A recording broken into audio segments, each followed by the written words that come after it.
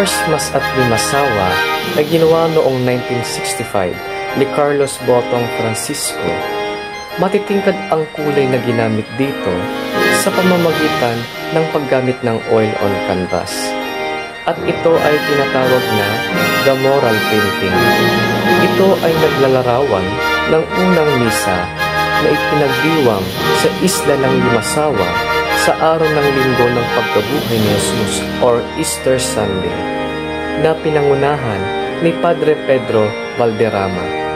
Ito ay pinaniniwalaan na kahit anuman ang nasyonalidad ng isang tao, hanggat ang taong iyon ay nandyan upang dumalo sa banal na misa, ang taong iyon ay malugot na tinatanggap at ganap na tinatanggap.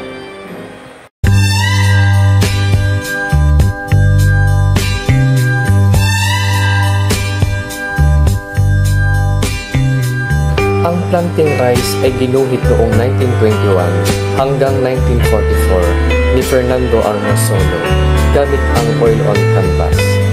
Ito ay naglalarawan kung gaano katatag ang mga magsasaka na nagtatrabaho sa isang mainit na lugar ng palayan. At lahat sila ay tulong-tulong at sama-sama anuman ang kanilang kasarian.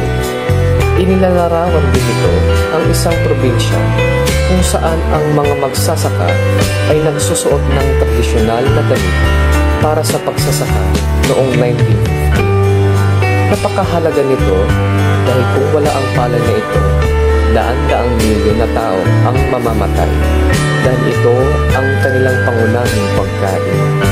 Maraming mga bansa sa mundo at maging ang buong sibilisasyon ay maaring tuluyang mawala kung walang mga tanim na palay.